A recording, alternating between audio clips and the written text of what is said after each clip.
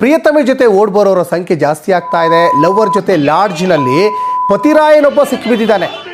ರೂಮ್ನಿಂದ ಹೊರಗೆಳೆದು ಪತ್ನಿ ಗೂಸಾ ಕೊಟ್ಟಿರುವಂತಹ ಘಟನೆ ನಡೆದಿದೆ. ಬೆಳಗಾವಿ ಜಿಲ್ಲೆ ಚಿಕ್ಕೋಡಿ ಪಟ್ಟಣದಲ್ಲಿ ಆಗಿರುವಂತಹ ಘಟನೆ.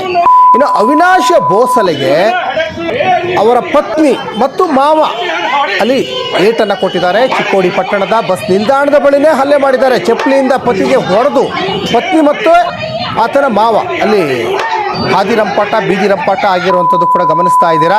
ಯಾಕಂದರೆ ತನ್ನ ಗಂಡ ಇನ್ನೊಂದು ಹೆಣ್ಣಿನ ಜೊತೆ ಲಾಡ್ಜಲ್ಲಿ ಇರೋದನ್ನು ಯಾವ ಹೆಣ್ಣು ಕೂಡ ಸಹಿಸ್ಕೊಳ್ಳಲ್ಲ. ಹಾಗಾಗಿ ಲವರ್ ಜೊತೆ ಲಾಡ್ಜ್ನಲ್ಲಿ ಪತಿರಾಯ ಸಿಕ್ಕಿಬೀಳ್ತಾನೆ. ಅದನ್ನು ಗಮನಿಸಿದಂತಹ ಪತ್ನಿ ಮತ್ತು ಆಕೆಯ ತಂದೆ ಇಬ್ಬರು ಸೇರಿಕೊಂಡು ಆತನಿಗೆ ಹೊಡಿತಾರೆ.